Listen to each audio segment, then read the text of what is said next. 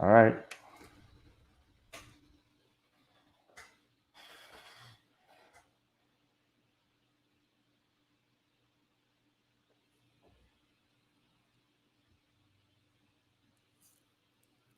Y'all stay tuned. We're getting ready to kick it off.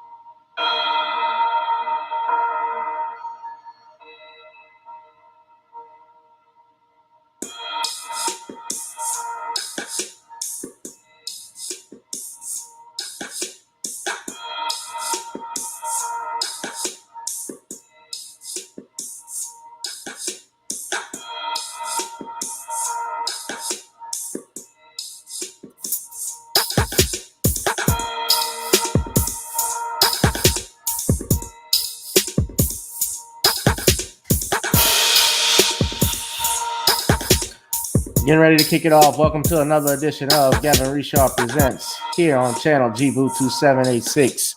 Whoever you are, wherever you are, I hope you are blessed and doing safe. We're just getting ready to get started. We're going to get ready to see if Professor Randy Short, Dr. Randy Short, is coming on. Reached out to him. He's supposed to join in, but if not, we're going to get this thing started in a little bit. So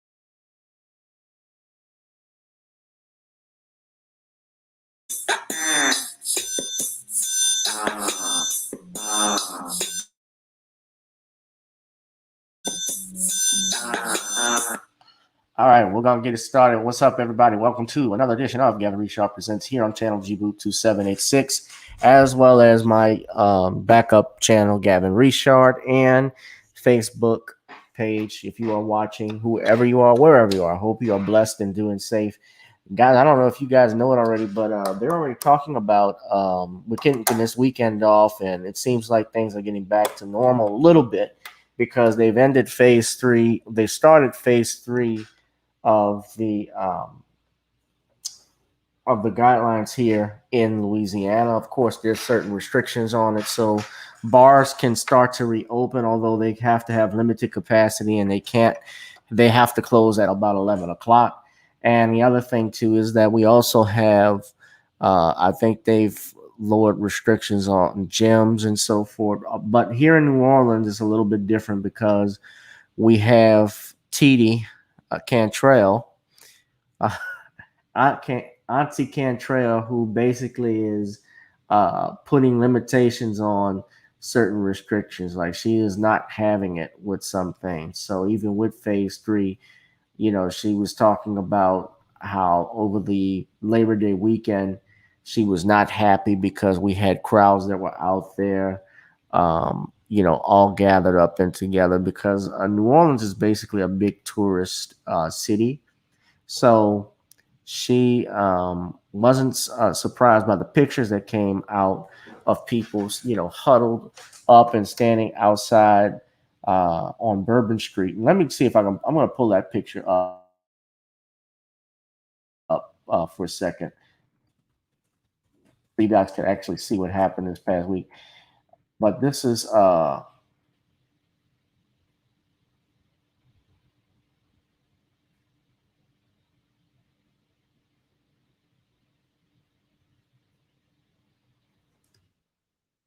shoot.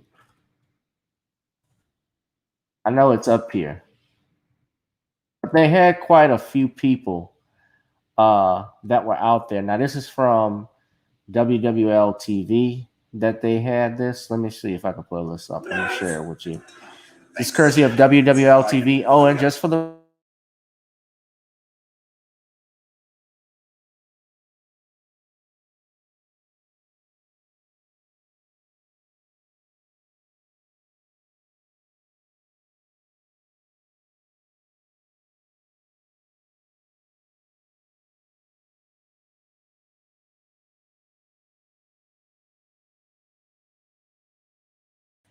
hold on a second. All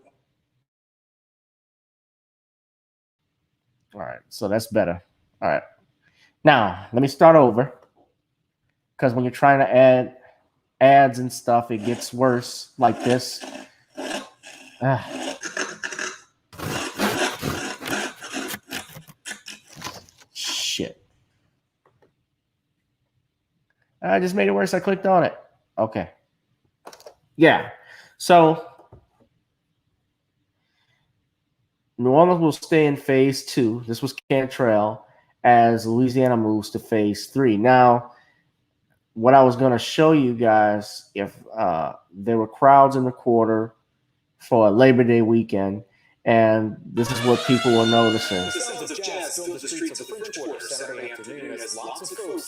Once again, I don't own the rights to this video. However, under the Copyright Act of Section 7106, the Fair Use Doctrine, this video is being used for purposes of offering criticism and news, which would come, and commentary, which should fall under this. So here we go. Many shops and restaurants are busy with reminders to mask up and physically distance. It's shocking. It's like it's amazing because the last time I came out here was maybe like about almost a month ago. It was like a ghost town. The holiday weekend has state leaders. It's supposed to be when you're in a pandemic. Coronavirus cases. What we don't want is a repeat of what we saw in Memorial Day. So she was like, what you doing? For these brands, the holiday weekend can still be a time to take in the sights while being mindful. But I guess, if we listen, wear your mask and practice social distancing, we'll be all right. And wash your hands. Even with a good number of folks out and about, some businesses that would traditionally be packed with customers this weekend are still boarded up, unable to open because of current restrictions. This weekend is always one of the busiest of the year for Oz nightclub because of Southern decadence. But because of the pandemic, it's canceled. Having gone through Katrina, this isn't the first hard road that we've had to travel. For businesses that are open, they got to open bars like Nola Po' Boys. They rely on the ripple effect from the city's bar scene, which is shut down. This is the engine that drives the economy in this town, besides porn. This is the one that brings 19 million visitors here. They're not here, and so everybody out here is struggling. Back out on the street, locals and tourists are trying to balance safety and support. You've got places right here that are around for 50 to 100 years that are struggling and closing. So it's troubling to see the same time we always see people sick. Mike McDaniel, Eyewitness News. Well, I can tell you flat out. Okay, so that was eyewitness news, but yeah, I can tell you guys flat out. It is difficult, and you guys probably already know if you're going out there at restaurants and eating out to, or just in general, to wear that mask every everywhere you go, not being able to take it off because I already had trouble breathing in it. And I think what makes it worse is when you're breathing in it and your breath, you get an honest look at how bad your breath stinks. I think that's the worst thing about wearing those masks, and it goes all up in your nostrils and stuff. But hey, there's some things that are worse. You could be dead.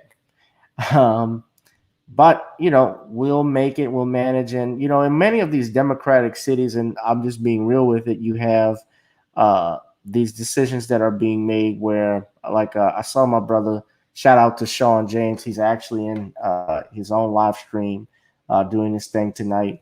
I've seen or heard where many businesses, I believe in New York, a couple of the restaurants had threatened to sue Andrew Cuomo and Bill de Blasio over the restrictions with the coronavirus. Things in New York have been actually moving pretty slow. You also have, of course, these protesters and riots that are going on across this country, in largely cities run by Democratic mayors. So, there's a lot of issues that people are having with their local leaders, with their politicians, and I think that they are not doing a great job per se in terms of keeping the economy open, because the reality is that while we may be in a pandemic, I understand the need for public safety.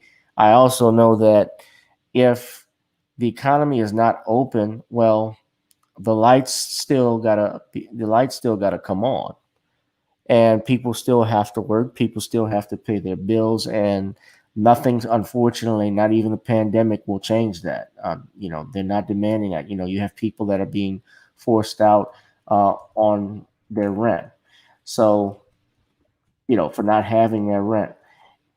And the other thing too is of course you have football season that's starting up. I'm wondering though, and I'm still trying to figure this out, how does it work with a contact sport? If you're in a contact sport and you're dealing with a virus that basically can be transported through the air and through, I guess, close contact with each other, how do you maintain public safety or maintain safety to prevent, obviously, this flare up from developing again, and shutting, and of course, while keeping the college football season alive? Because let's face it, the NCAA is $1 billion industry. Most of these colleges and universities are the PWIs. They get their monies from alumni association, from the alumni association who donates monies to them, and also when college football season starts, that's a lot of money there when they're playing in televised games, when they are playing nationally ranked teams, like a Alabama or LSU or Auburn, whoever. CBS and ABC, all these other networks, they make a lot of money. ESPN makes a lot of money from these games. So I'm just wondering what would be the balance. Does the ends justify the means? How do you police something that affects public safety where you're trying to say in one breath, we want to prevent a flare up, but we're allowing, football to be played. The NFL is being played now. What's as well, the Saints have their opening home game this Sunday against the Tampa Bay Buccaneers. That'll be Tom Brady's first appearance, and I'm curious as how that's going to, of course, how this season is going to go. Some NFL teams have stated they are not allowing any fans in. Some have said they're going to have limited capacity on who comes in. I think that's going to be interesting as to who lucks out with the tickets, how they break that up. If anybody knows how they're doing the tickets this year, because I believe it's 25% capacity in the Superdome. What are they going to do with that? I know they've eliminated, even in college sports, the here in Louisiana, there's no tailgating and also you can't have people hanging around doing anything. So everything, kills, people say it kills the mood and so forth. But they're also starting high school football. And Mayor Cantrell was asked by Travis Mackle from WDS News about that, and she I lost 13 pounds. kept going back and forth with him, and was like, "Hey, I'm not gonna go back and forth with you." Hold on a second. We will be going into phase 3. We've been in phase 2. We will remain in phase 2. The state of Louisiana is ready for more reopening, but the city of New Orleans is going to stay with its current. So this means the Good evening, everyone. 63 parishes will be gone in phase 3, except Orleans. Essentially, that's what that means. Tonight, what does phase 3 actually mean? Yeah, why is the city saying it will not move forward? Danny Monteverdi tells us the two questions are connected. Governor John Bell Edwards says his staff is working right now on a new proclamation to put the state into phase 3. He was short on details, however, and that's part of why the city of New Orleans is staying in phase 2 for right now. The state went into phase 2 on June 5th, 97 days ago. There are questions about what the next phase will allow, but we should expect some loosening of restrictions.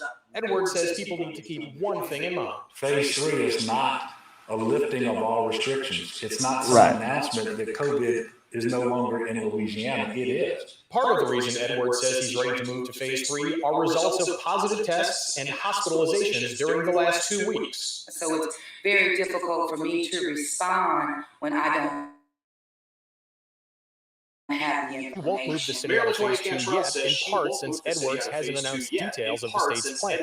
Among the factors the city will consider to move into phase 3, the number of cases in the city per day, data from students returning to school, and details from the state about its plan. Cantrell says she has one major goal right now. The primary reason for us staying in phase 2, not moving with further easement of any restrictions, to get our kids back into the classroom. Edwards says he is anxious about the coming weeks when he gets results from Labor Day weekend COVID tests. He says he hopes he won't have to roll back anything he's rolled forward. Danny Monteverdi, Eyewitness News. And as you heard, the governor will give full details about phase 3 tomorrow. The press conference will happen tomorrow afternoon. All right, but this wasn't the video I wanted to show you guys, but the video I actually want to show you, again, this is from WDSU. This is Travis Mackle and Mayor Latoya Cantrell here. I want you to see what happened here. This is funny. We're there in case you're just joining us. We are interrupting regular programming because he had an update on the corona.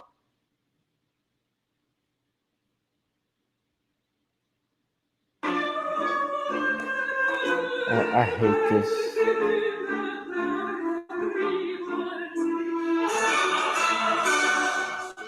I hate ads. Again, this is fair use, copyright section of the Fair Use Doctrine, Section 107.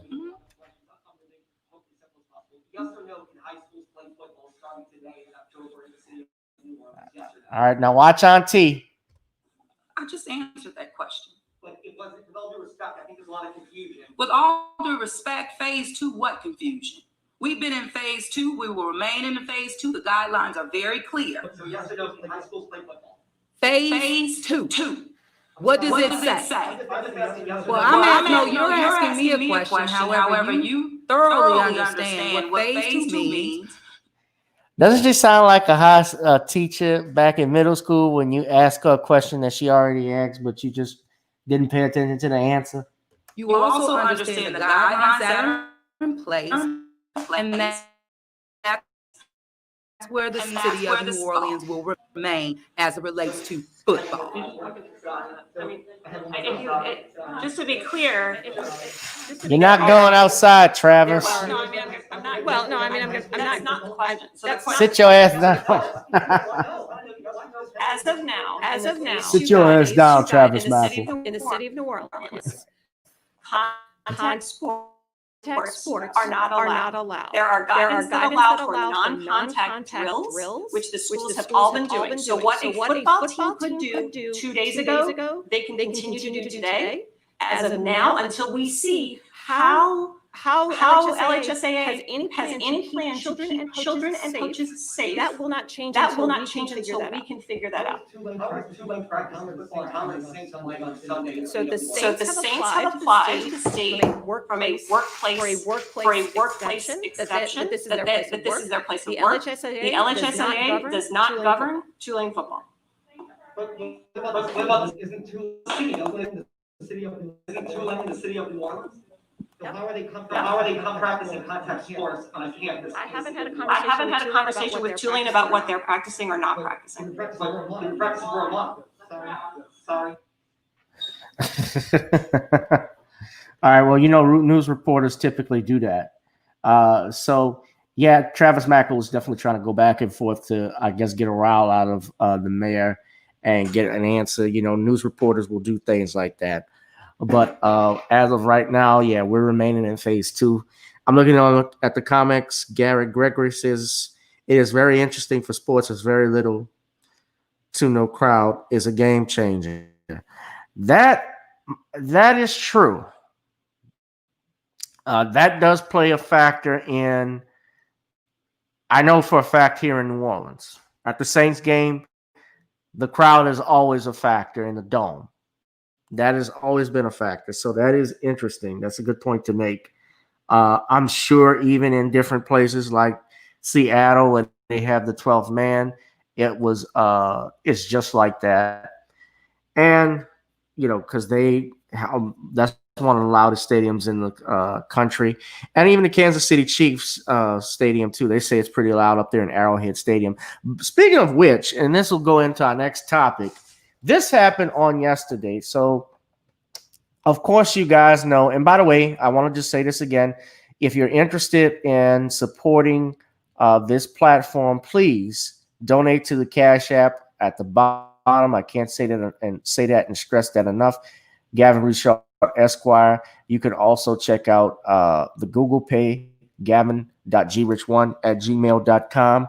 Another thing I would like for you guys to do is check out the Anchor app that I have for my podcast. I am on Anchor and Spotify, which is called Gavin Richard Presents. So I talk about things on there that I'm a little bit free with different topics, because I honestly have gotten a little tired of some of the antics that YouTube has pulled with certain things. I am just trying to change things up and just explore different outlets. I always wanted to do radio, and radio right now, if you think about it, is actually dying. It's a dying breed because many of our independent Black-owned radio stations have been bought out. You look at WYLD. I don't know if anybody if you go down, I don't know if anybody has looked, but if you go to where the 98.5 was, it is now iHeartRadio. Most of these conglomerates, and I've talked with our friend Sean James about this. If you remember a few episodes back, when this pandemic had started, I sat down with Sean and we talked about that Telecommunications Act of 1996.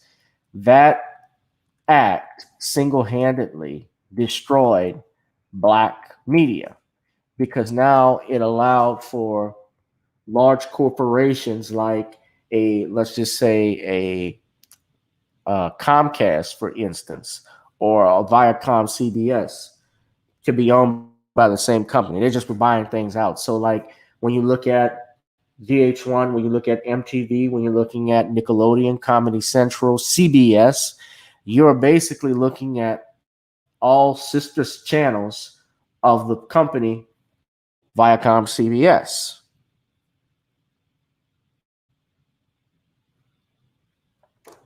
Now I'm trying to see, but this is a picture of the building here. Let me see if I know I can pull it up, but it's on Howard Avenue. If you go down Loyola and you take a left and go down Howard Avenue, you'll run into WYLD and you'll see the building just right there. And it's all in white. It's certainly not the same.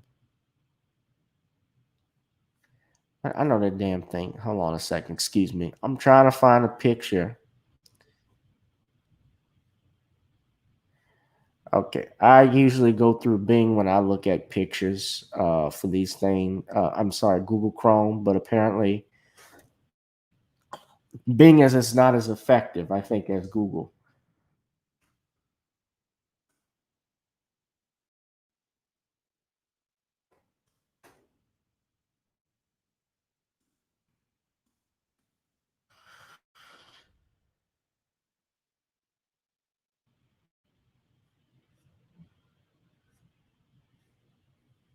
Okay.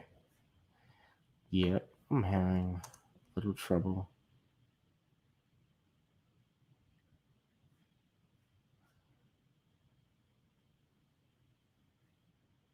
Thought I could pull this daggone thing up. Apparently, I can't.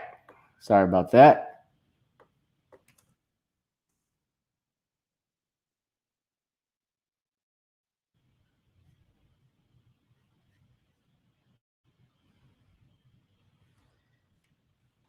Let's see who's in the chat room. Anybody that's in here?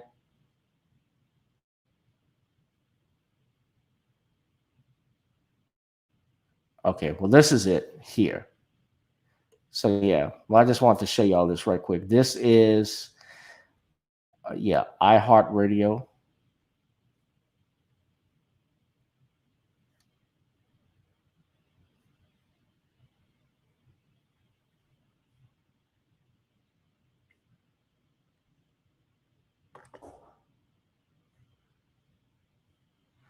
Yeah.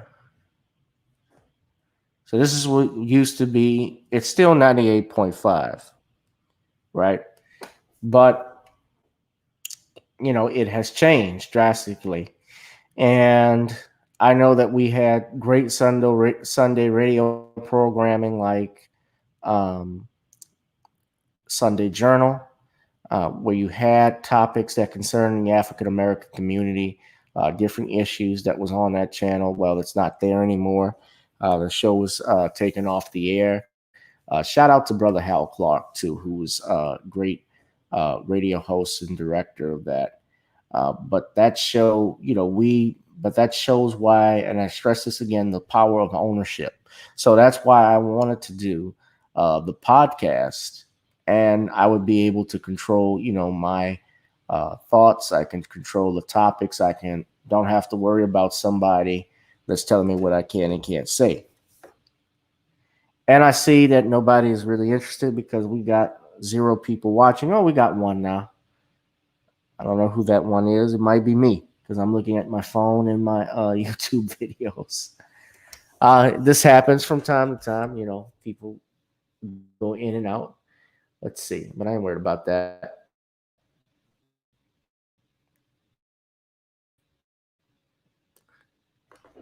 I just hate when this thing is so that doggone slow. It looks like I'm having am I having some internet trouble? Hold on a second. I'm sorry, guys.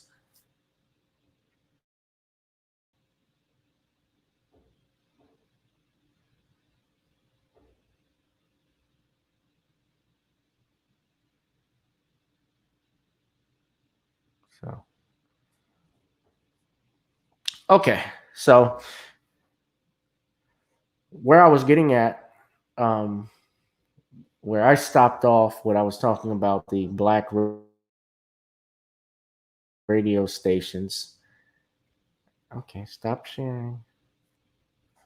When I was talking about the radio stations and so forth, and media, some of the other stuff was going on. What you guys, I don't know if you saw this, especially with the NFL. Yeah, yesterday I mentioned the Kansas City Chiefs. That's the point I wanted to get on. So Kansas City Chiefs and the Houston Texans were were playing yesterday.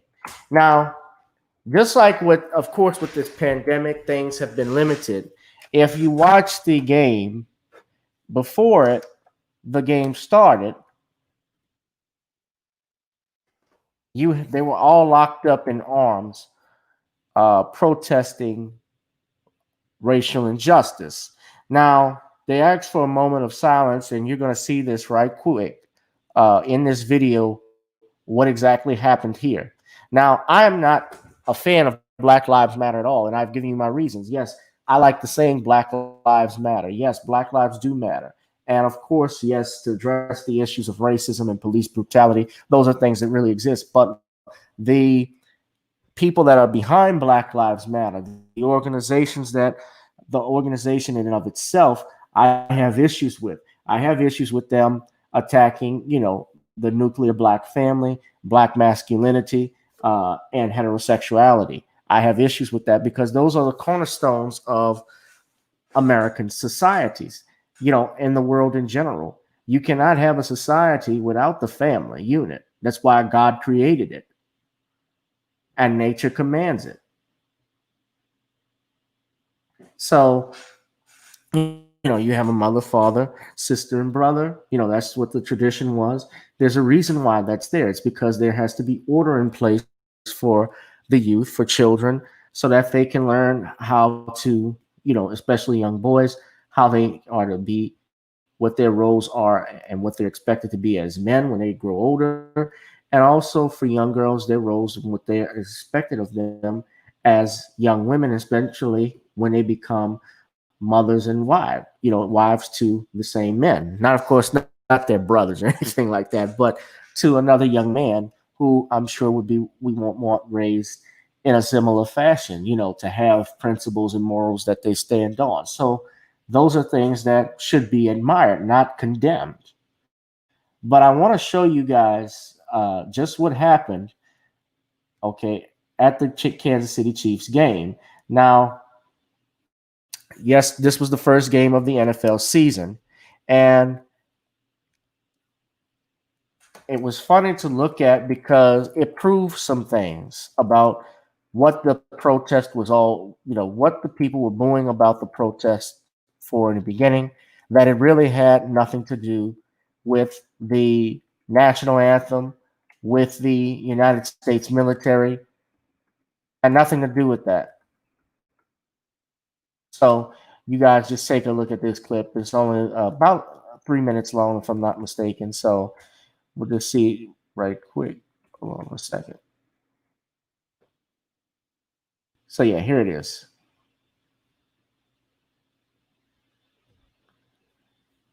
It's less than that. It's a minute and 33 seconds. His message was simple, that tonight he wanted everybody to feel loved. Tyrann Mathieu expressed that he wanted what they did tonight to send out a feeling of positivity. Now look, this is the crowd is small. That are going out there as captains right now for the Kansas City Chiefs. Keep that in mind. But now let's rejoin the public address announcer. Ladies and gentlemen, keep that in mind. The crowd is small. In a moment of silence dedicated to the ongoing fight for equality in our country.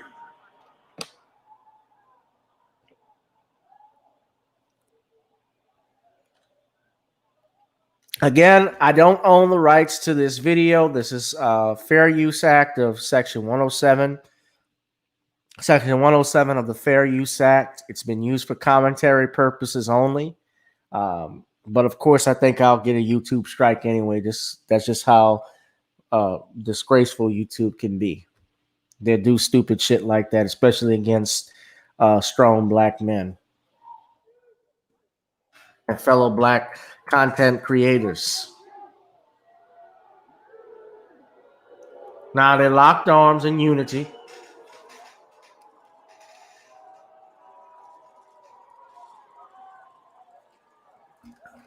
Look at the likes to dislikes too.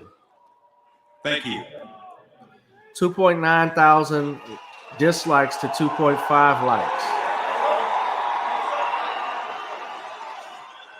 So that moment of unity, how did all of this happen? Let's go to Michelle Tafoya. Michelle. Now, they tried to hide the boos, but they couldn't.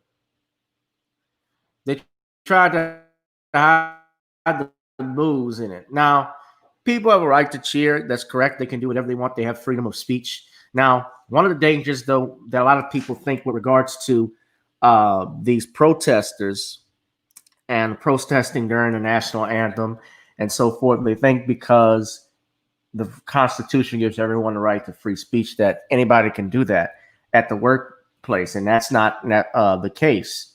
When you talk about the Bill of Rights, the first 10 amendments of the Constitution, those only apply to government institutions. So being affected by the state, being affected by the federal government, that's what the Bill of Rights applies to. Because realistically, and you got to think of this, if you were, wherever you were working at, and this is just real, if you decided, if you were a postal worker, and you decided while you're on your route and you're delivering mail, you just decided to kneel in the street for an hour.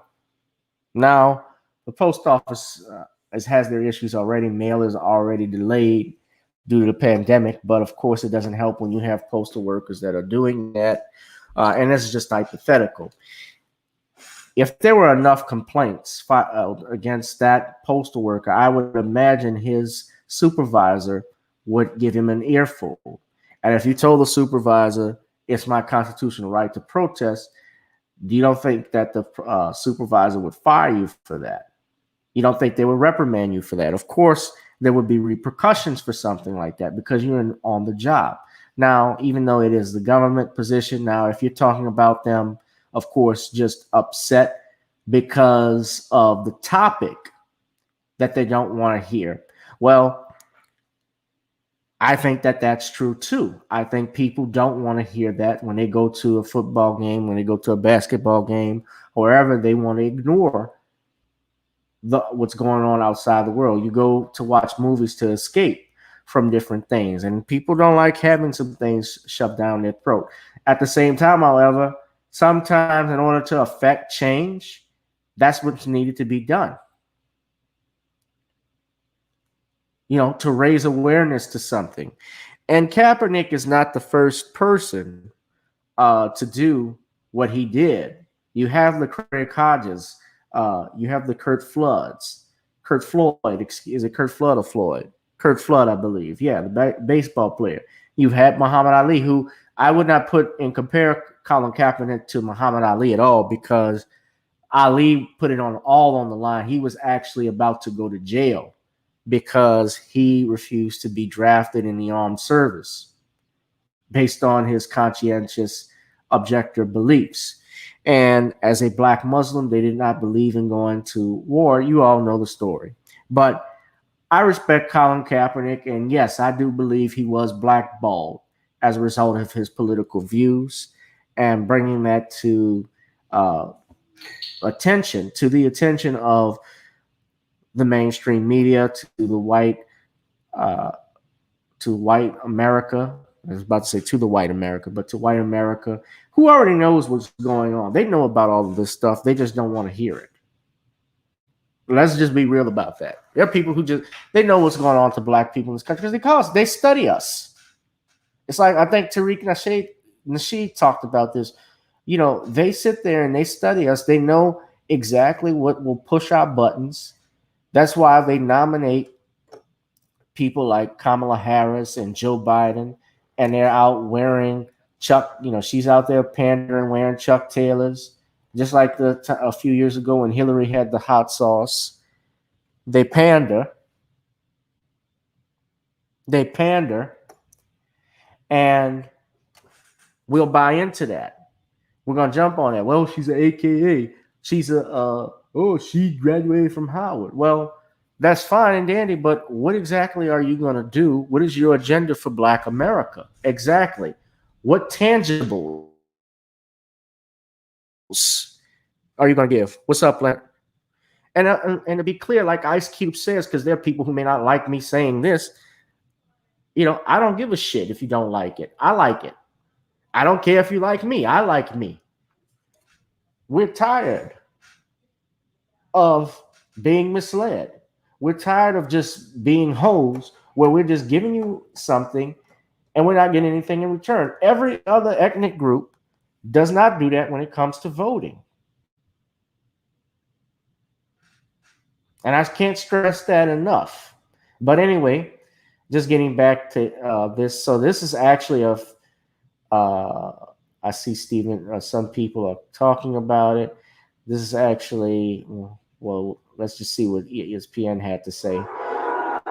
So that's the actual boos that you can hear from the crowd.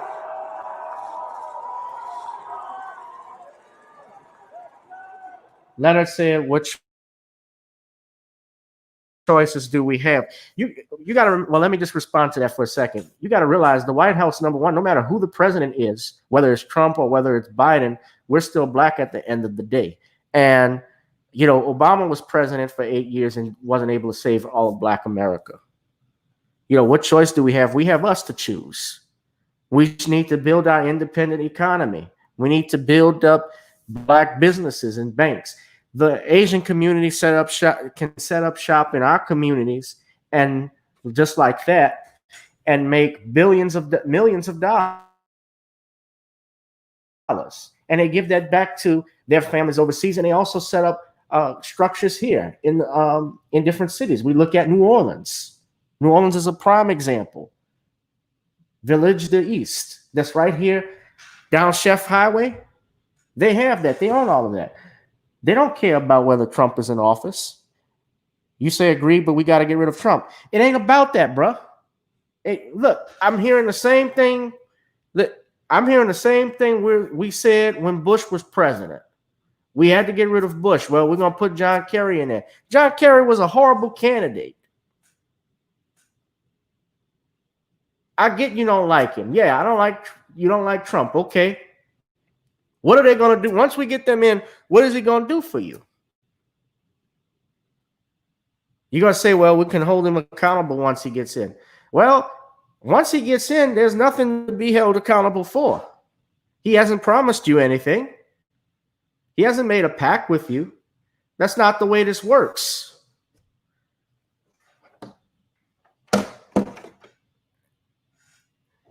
It doesn't work that way. Politics don't work that way. You're entitled to your opinion, but that's not the way that works. No, you need to give me some tangibles. I don't want to see you pandering, wearing Chuck Taylors, or you're out doing a bus stop and electric slide. That's offensive to me.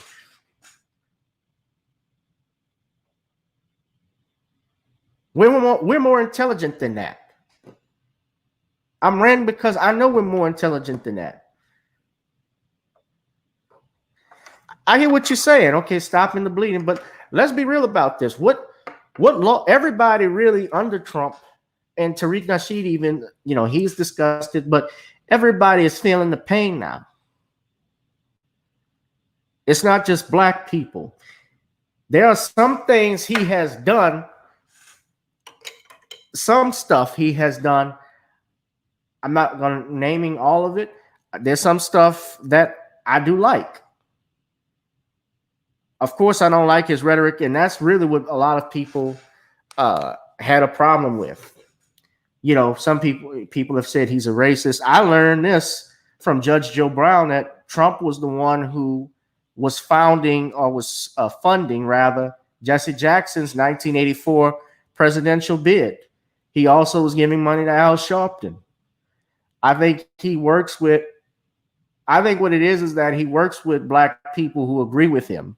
Kind of like what Boyce Watkins says. And yes, he has an elitist mindset because he's rich. And you know what? There are Democrats who have the same mindset.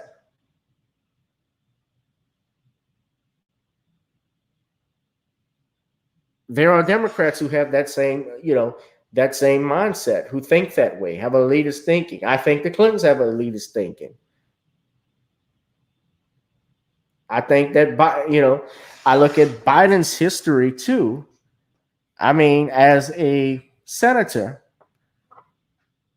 he actually has done more damage he has actually done more damage to us than Donald Trump ever did. And I say that only because I look at the record.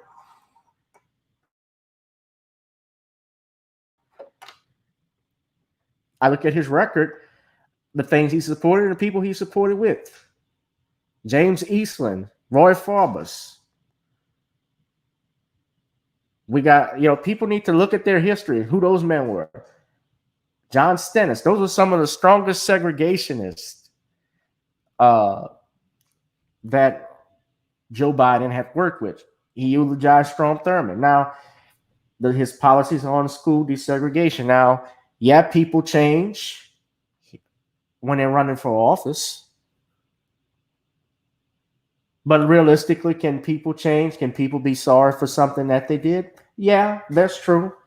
George Wallace was a staunch segregationist, and years later, after he was shot and getting old, he went to Dr. King's old church and issued an apology for the way he acted. So yeah, people can change. But if George Wallace were running for governor again, of course he can't, he's dead, but if you were running for public office again at that time and you lived in Alabama, would you have voted for him just based off that apology? Probably not. I can forgive, but it doesn't mean I have to forget.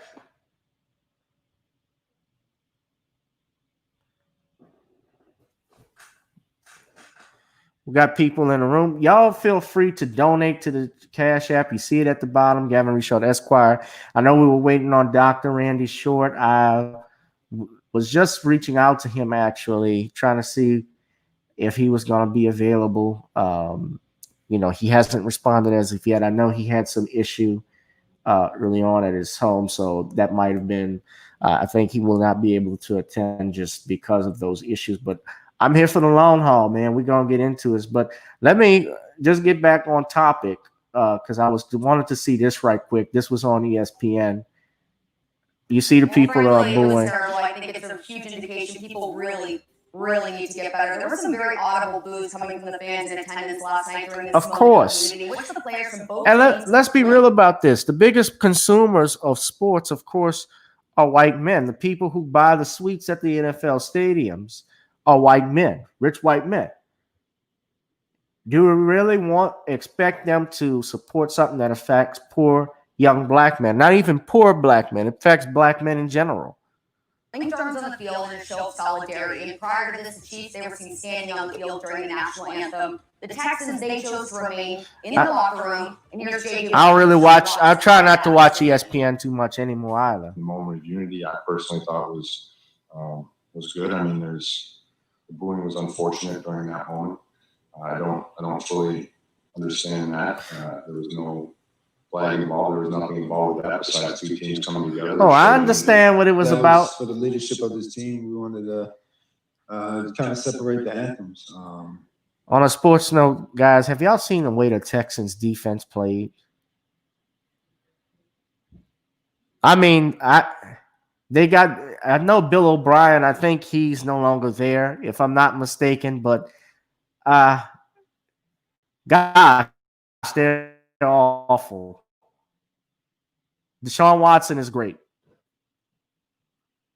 Just a thought, just something I noticed. We respect America, respect everything the NFL wanted to do. But O'Brien was the one that cost them that flashback on guys in the division round of the playoffs. Yeah, O'Brien is still there. I'm sorry, I thought they didn't get rid of him. Okay, Ryan Clark's still here with us.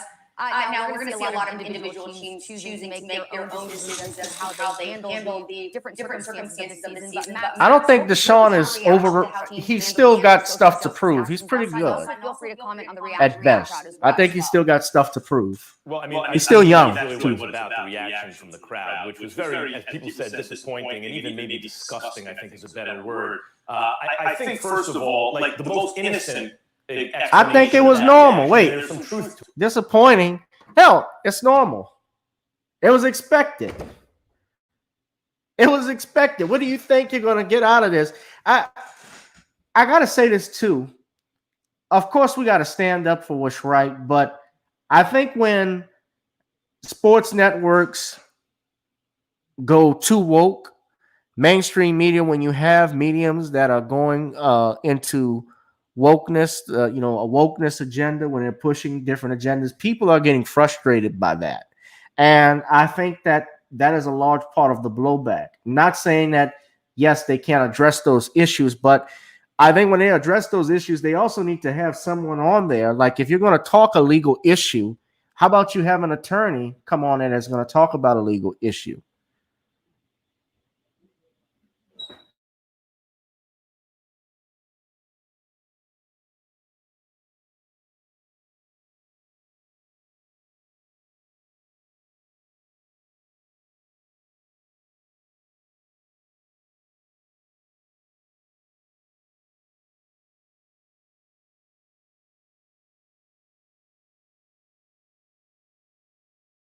People are like, come on, we don't want to see. We just want things to be sports the way we like them and the way we know them and everything back to normal, right? And maybe that's a reaction to that. Part of it is some bad people, who don't like this idea of social justice because they subscribe to white supremacy. I mean, that's alive in this country.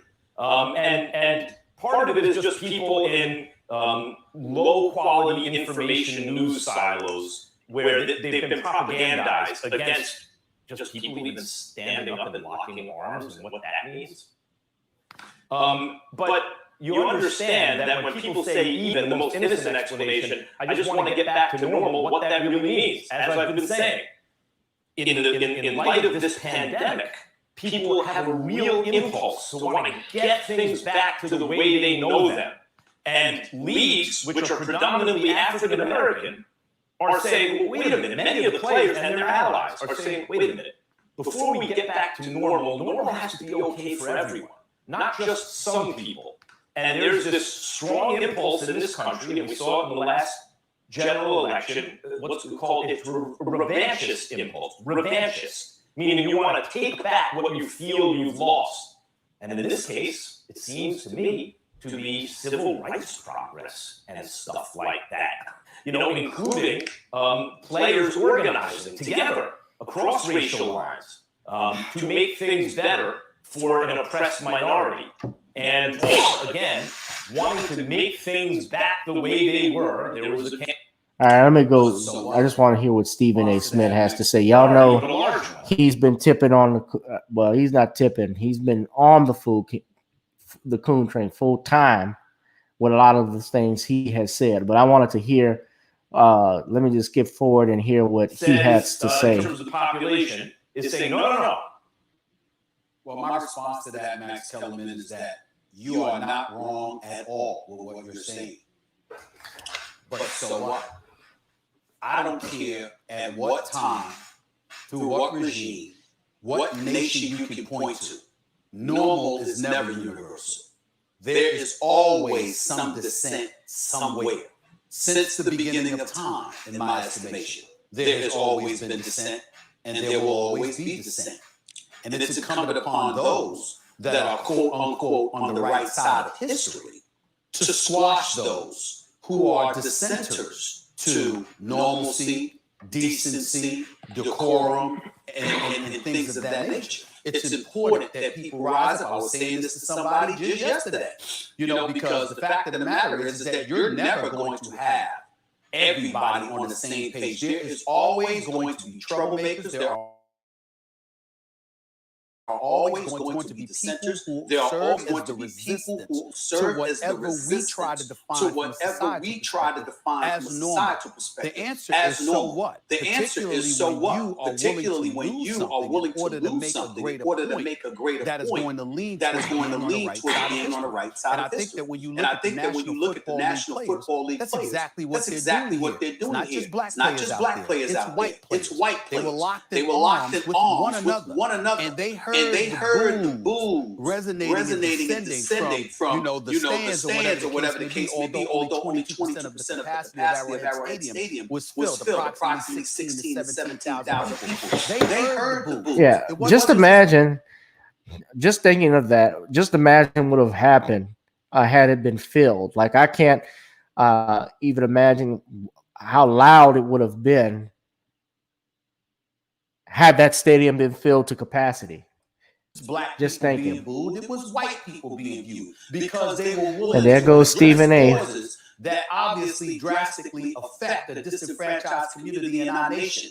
Guess what? That makes us better. That doesn't make us worse, because the fact of the matter is those people who were booing recognize the fact that they don't just have black people or a disenfranchised community that makes up 13 or 14% of the population against them. They also have people from their very own communities who look like them, who share their pigmentation and hue, who come from a cultural identity that's shared by them, and they're disagreeing with them as well. I find this to be a good thing. I want folks. I want transparency. I don't want people to now I'm bored. Hide and give you the impression Let's that see. I feel, because now I'm able to see who you are. I'm able to highlight who you are, what your intent is. Pull your pants up. Pull your pants up. I had a cop run up to me and go like this. No. Shh. Let them keep their pants down. They're easier to catch that way. That's what they said. These are the kind of things. I've known people who have said, they heard people from the KKK and other organizations involved in white supremacy and what have you, talking about, we don't have to wear sheets, the white sheets and all of this other stuff. We can infiltrate by being in corporate America. There are deceptive ways to go about really leading people to believe that you are differently than what you know you are. So the more I agree with that. About who you are, the better I feel, because now I'm able to see who you are. I'm able to highlight who you are, what your intent is, and it's easier to deal with than to say we don't know and give people plausible deniability to have at their disposal. I like the fact that stuff is coming out in the open, that people can't resist the temptation to express themselves and reveal what they are, because I think it's easier to conquer when that's the case. That's just my personal opinion. Ryan, real quick, I just want to say, in that case, Stephen A., if that's the equivalent, then the people who are booing, pull your pants up. Yeah, so okay. There's so much here that I think we could try to get to. We don't even have the time. Think about what Deshaun Watson said, though. This isn't even about creating trouble anymore, right? Deshaun Watson said we didn't want to get it confused with some people standing for one anthem and kneeling for another. They were actually thinking about the fans. They were actually thinking about people. Did they play the? Let me stop you. I'm curious. Did they do the black national anthem with this? Because I remember the NFL was talking about that. Did they play that before the start of the game? I'm just wondering.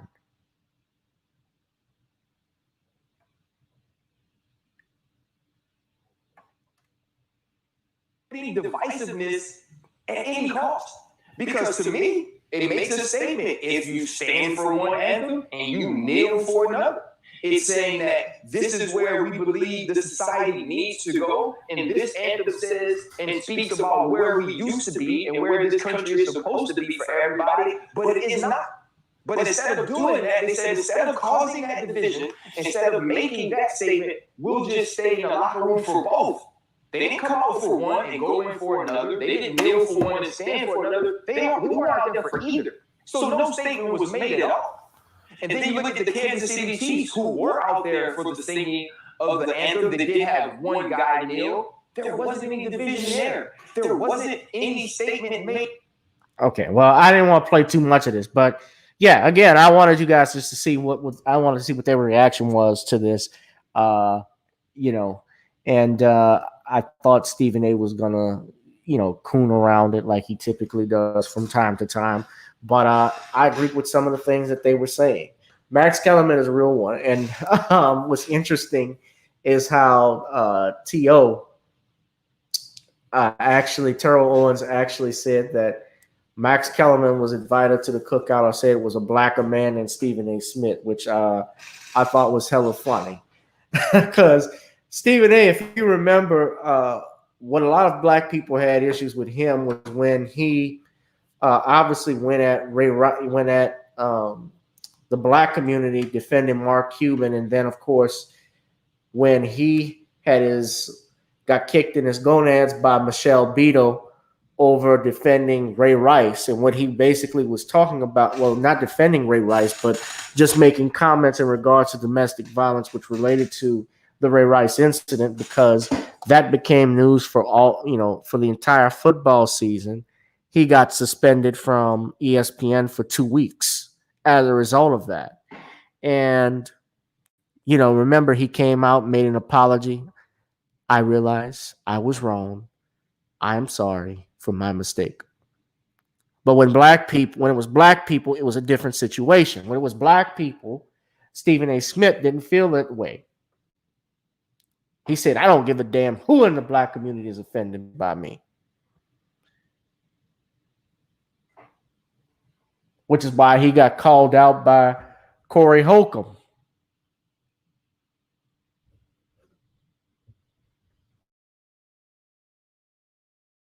And a lot of people called him out. People were not happy with his comments.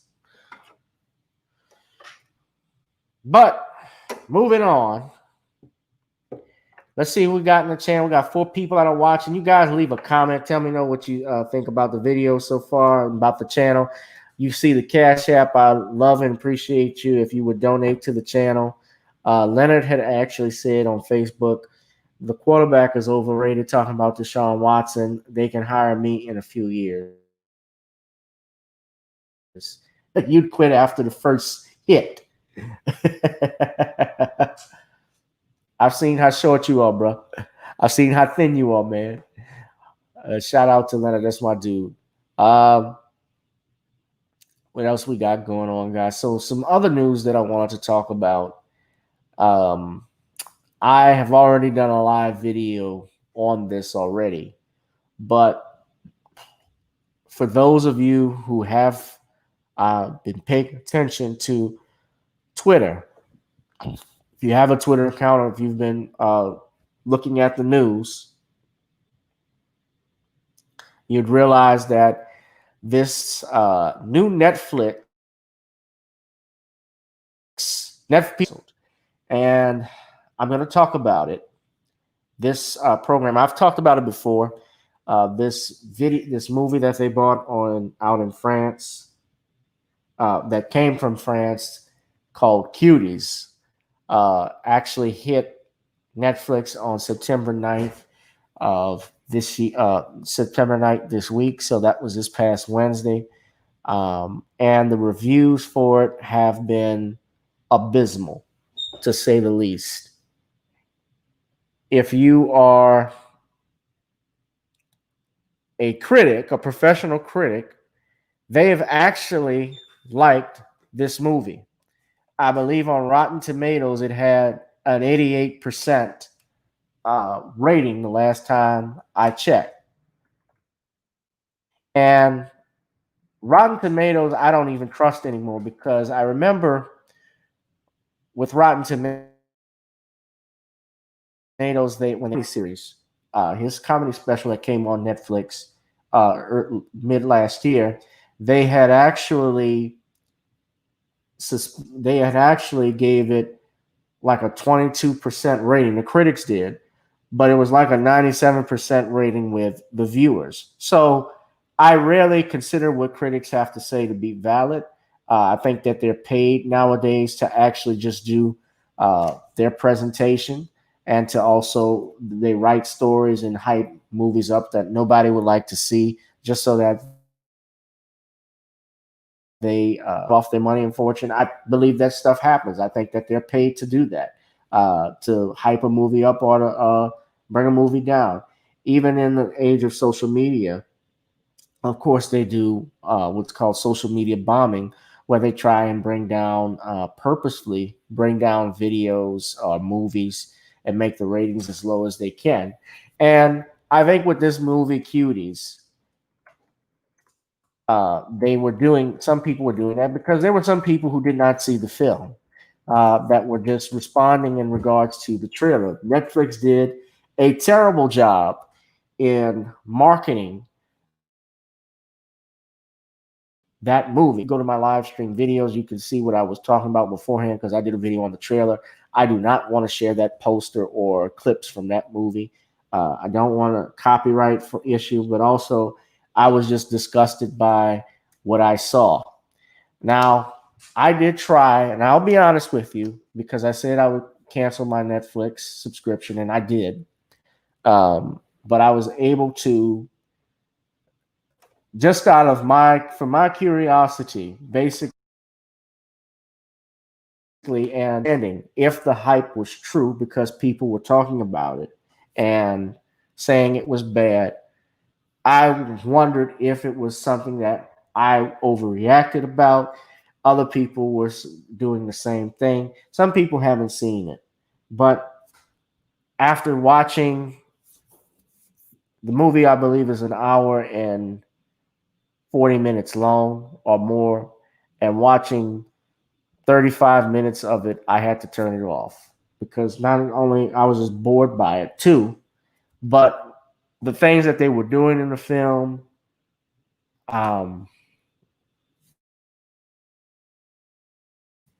disgusting.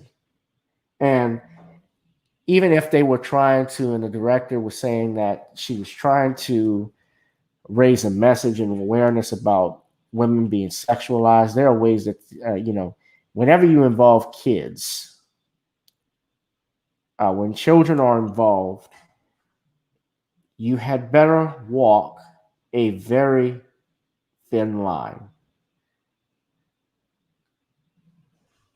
And as a result of it, it has caused such an uproar. This film, which won a Sundance Award, by the way. And Sundance, my understanding, was created by a registered sex offender, the creator of the Sundance Festival.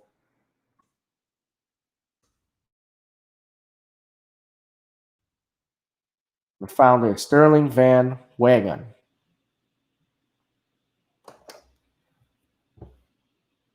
Sterling Van Wagen created that. John Earl, Robert Redford.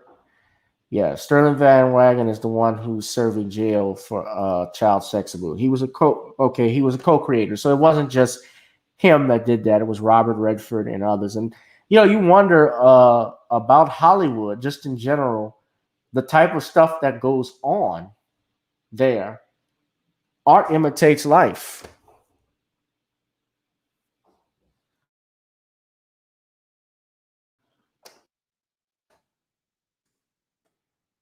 Art imitates life. And, remember you had movies like Open Secret documentaries that came out, I believe, in 2015, 2014, that was dealing with child sexual abuse in Hollywood that nobody really talked about. Nobody discussed. And, excuse me, I'm trying to put, and so no one discusses anything like that. It wasn't, it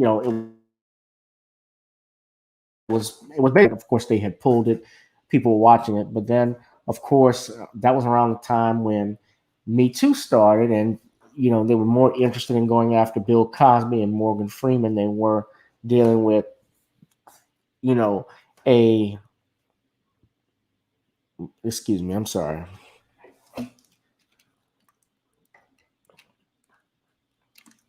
So yeah, what I was saying was the Me Too movement was more interested at that time dealing with black men than they were dealing with the actual real predators and monsters in Hollywood, the ones like the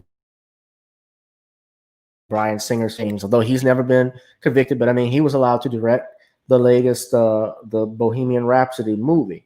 And I think he got fired midway, but he was still able to attach his name to it. And that movie was nominated for Best Director and Best Picture, of course. Now, what I was going to tell you is that as a result of, but that's Hollywood is they call it the devil's playground. I've heard of that. And we have to, especially for those actors and actresses, our brothers and sisters who want to make it in the film industry, in screenwriting. And I'm not saying, and of course, people don't speak out on things because they fear there'll be backlash, that their careers, I'm sorry, I'm picking my nose on camera, but I had the camera off per se, but I wanted y'all to see me tonight. But yeah, they don't want to lose opportunity, so they see these things go on, but they just sit back and they'll allow it to happen. Well, that's why we need more Oscar Michus. And Oscar Michu was a black man who, in the 1930s, was able to build and create his own film studio, even before Tyler Perry and before Spike Lee. He was doing independent films and he was showing black people in a positive light. Those are things that we need to see. Of course, Gordon Parks, the director of Shaft. You had Isaac Davis. You have Melvin Van Peebles. Those great black directors, and we need to go back to those days and learn that being independent necessarily isn't so bad if we can get an agenda pulled aside and get things done. And we have a plan where we're able to get those businesses to rally and support behind those different industries. So, someone that wants to be a sponsor obviously wants their products out. Well, you can think about donating money to a film, a director who has a great project, not just any film now, but who has a great project that you're interested in. Uh, that you may be able to use to advertise. People have GoFundMe pages now that they can put you in the screen credits. You also have to deal with the fact that um, you have to deal with obviously regulations with regards to uh, where film apply for permits and stuff. But that's simple to do. Of course, we need we need black producers. We need more black stories, and you know,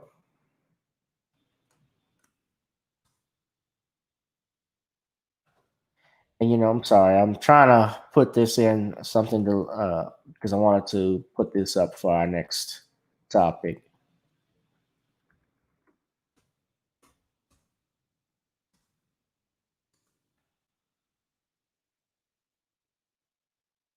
So that way, when we complain about yeah, so we need films like that, so that way when people complain about our brothers and sisters who are in negative roles, the movie roles that they play, the movies that they star in, the roles that they play that are negative, we can show and produce and collect our own images.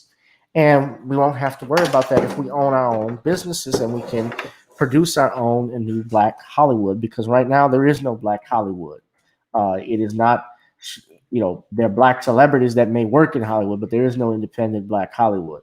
Now, what I wanted to show you all here, this was from our friend, shout out to Nicole. She had put this up earlier, and I'm going to share it here with you all.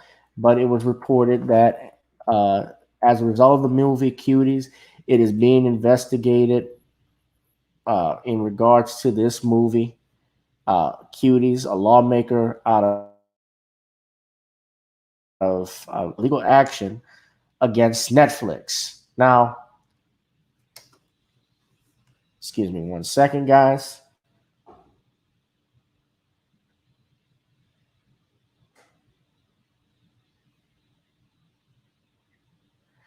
Yeah. So that's a screenshot from the movie. But it says GOP lawmakers call on Justice Department to take legal action against Netflix for sexualizing children. Republican Arkansas Senator Tom Cotton and Indiana Representative Jim Banks have called on the Department of Justice to bring legal action against Netflix for releasing the film Cuties in an exclusive statement to the Daily Caller. The film centers around Amy, an 11-year-old joining other young underage female dancers in a group named the Cuties at school, and rapidly grows aware of her burgeoning femininity, upsetting her mother and her values in the process, according to the film's description on IMDb. So it says here, Turkey orders Netflix to remove French film Cuties from its site. Uh, I don't want to click on the video Cotton says there's no excuse for the sexualization of children, and Netflix's decision to promote the film Cuties is disgusting at best and a serious crime at worst, Cotton told the caller in a statement. I urge the Department of Justice to take action against Netflix for their role in pushing explicit depictions of children into American homes. Indiana Congressman Banks concurred with his fellow Republican, adding DOJ should prepare charges against the streaming platform for distributing child pornography. As a father of young daughters, I find it sickening. Not only is this movie fodder for pedophiles, it encourages very young girls to defy their parents' wishes and share pornographic images of themselves with strangers. Banks told the DC, our culture has come a long way in recent years, recognizing the power of television, movies, and magazines to affect young girls. So there is some truth, obviously, to that. Of course, you're not going to be able to please people all the time. There are people that are going to find fault in a lot of things. I honestly, like I say it again, I tried to look at it with an open mind, and I couldn't. It was boring on top of that.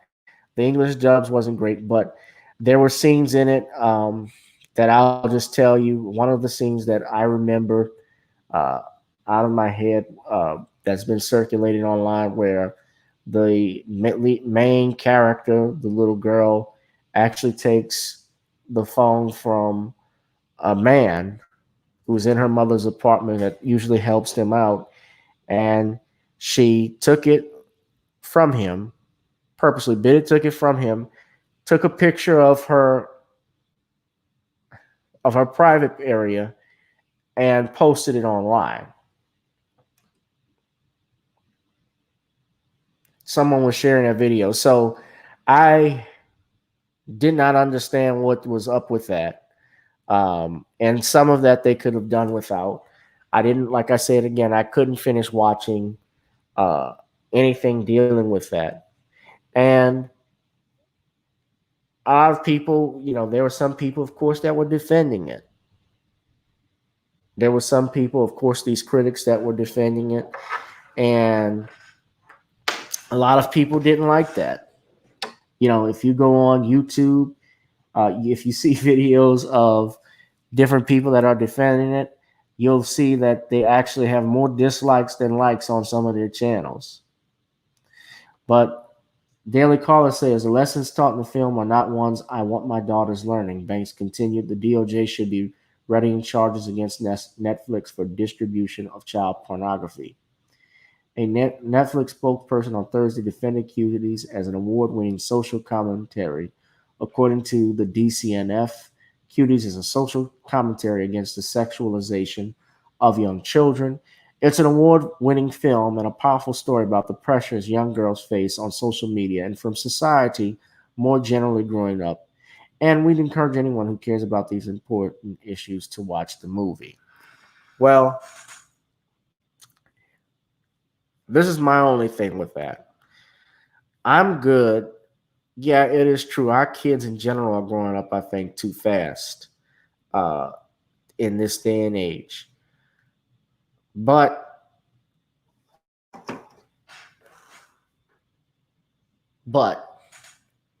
how is it that you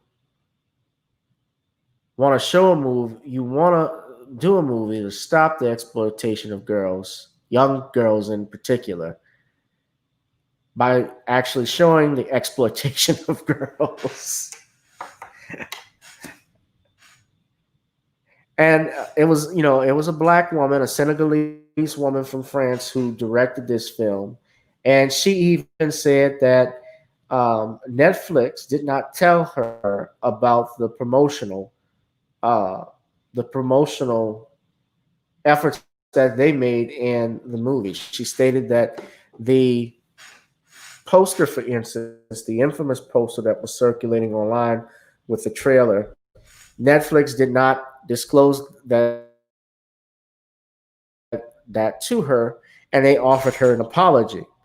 because they said that the poster, obviously, that they had where the girls were scantily clad and in um, provocative poses was not what the film didn't reflect the values of the film. It was completely different from the actual poster, the original poster that uh, was shown at the Sundance Awards. Now, I had stated it was a Texas lawmaker that actually said they were that cuties should be investigated, and it was a Texas lawmaker. Of course, it's usually why is it always these Republicans that are uh, coming out protesting against this stuff?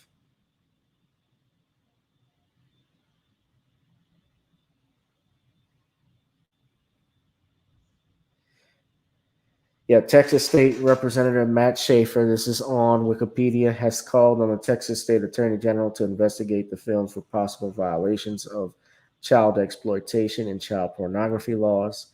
State U.S. Senator Josh Hawley also informally invited Netflix to discuss the film before Congress in a tweet.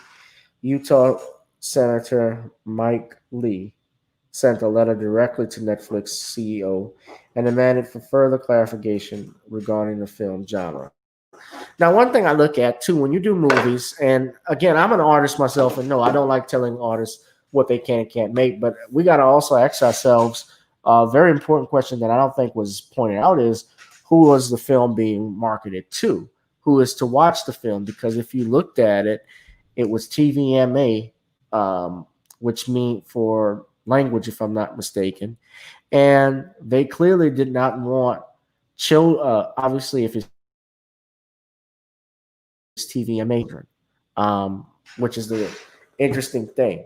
So I think that Netflix really dropped the ball with purchasing this film, with airing it. I think a lot of people, understandably so, are upset with it. And, of course, the trending topic was cancel Netflix. Their stock, Netflix, I want to show you Netflix stock right fast, actually crashed or went dropped on yesterday. Now, I actually ended up selling my stock with Netflix because of this, but I wasn't really, I play the stock market just to see, how it goes, what I can get. But yesterday,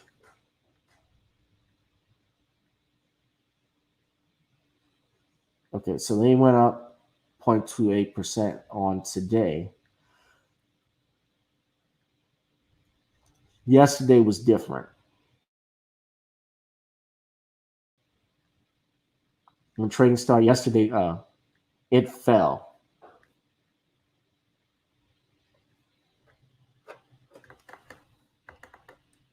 I hate this.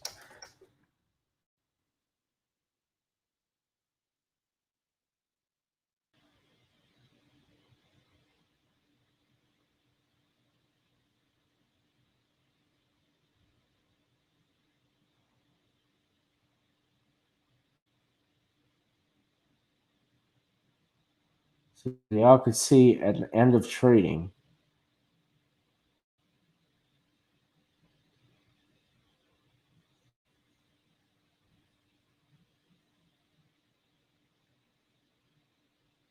yeah, it moved down. So now today it went back up slightly.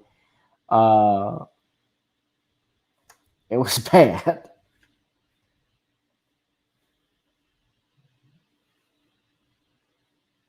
We got 4 people that are in the watching with us.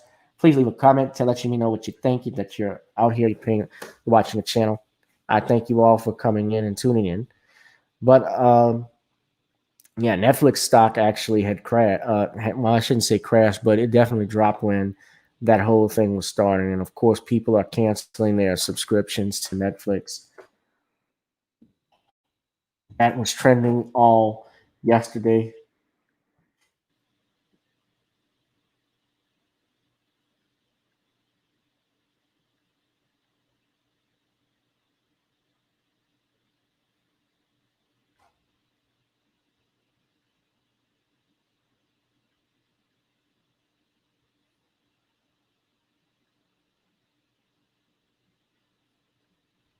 Yeah, the director of that film is Maimona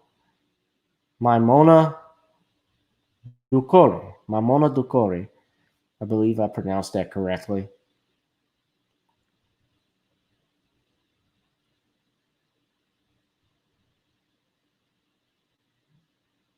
And of course, you have these different magazines online, these websites that are trying to defend a film. Like I said, bought and paid. But then again, I'm not gonna. People are entitled to their opinion.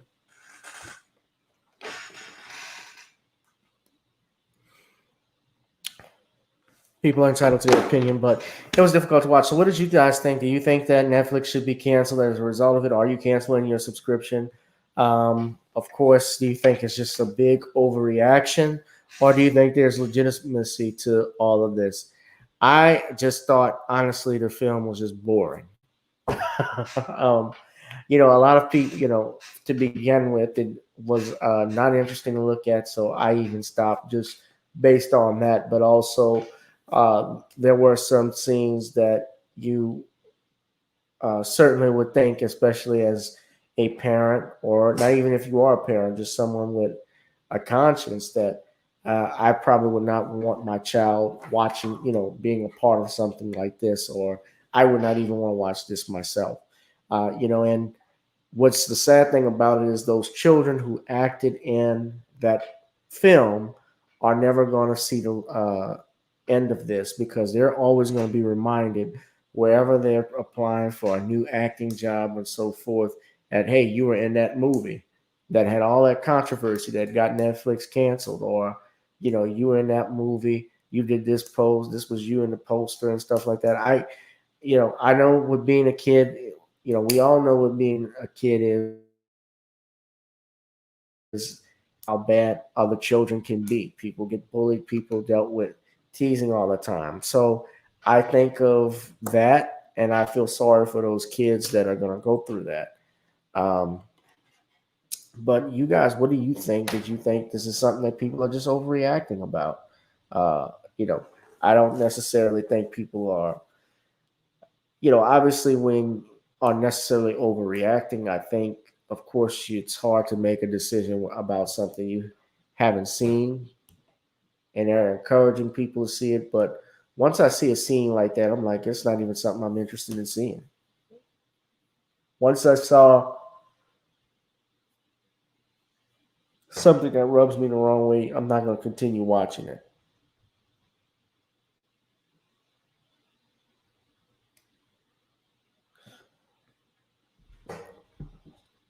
And then this is the same Netflix that canceled.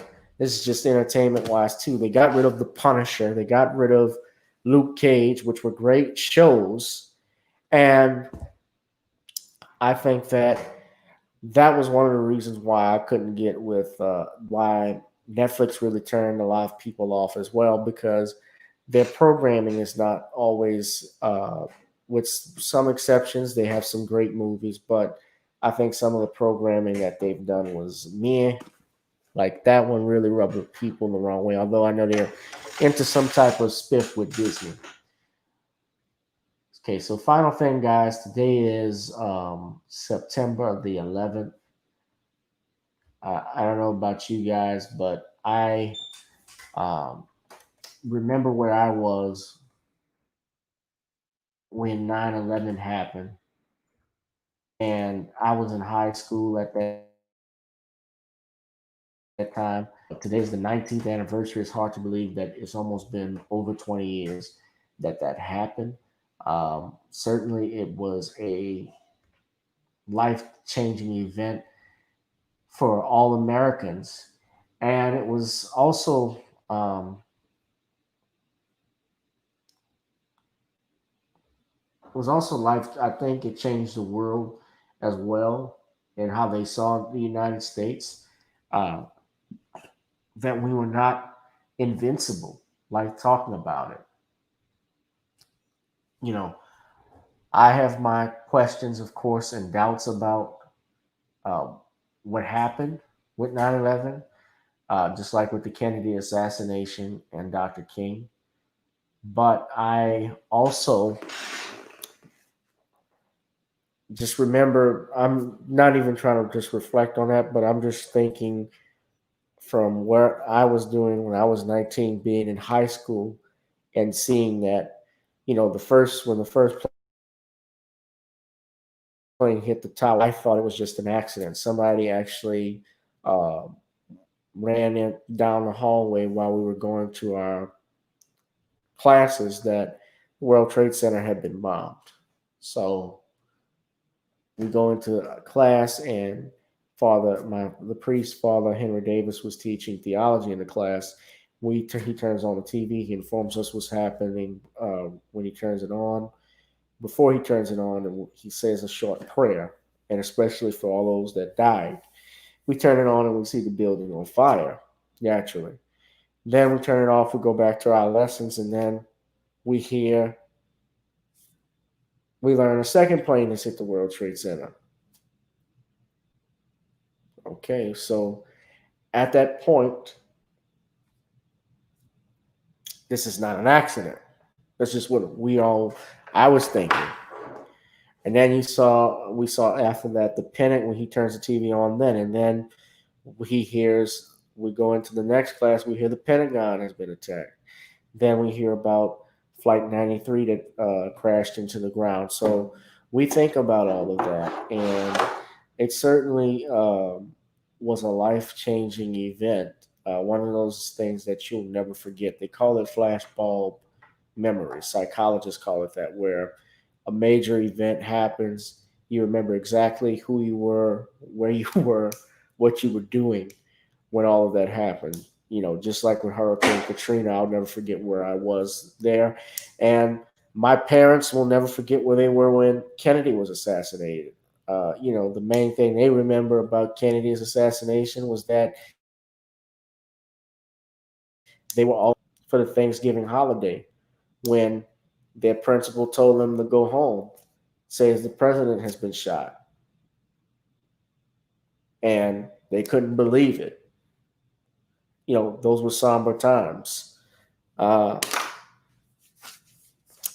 Same thing with Dr. King. They won't forget that. Those are some life-changing events, man, in American history. And I just encourage everyone to be vigilant, to be aware, to study. When you study, you try to gain knowledge.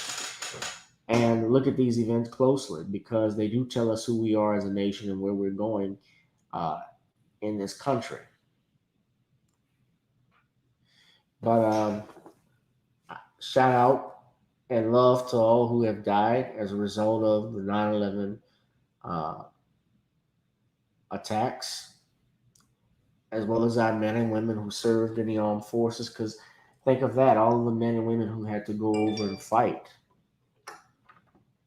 Some did not come back. So I think about them. They were, of course, they were serving the country, but of course they were, you could add them to the victim total to this as well.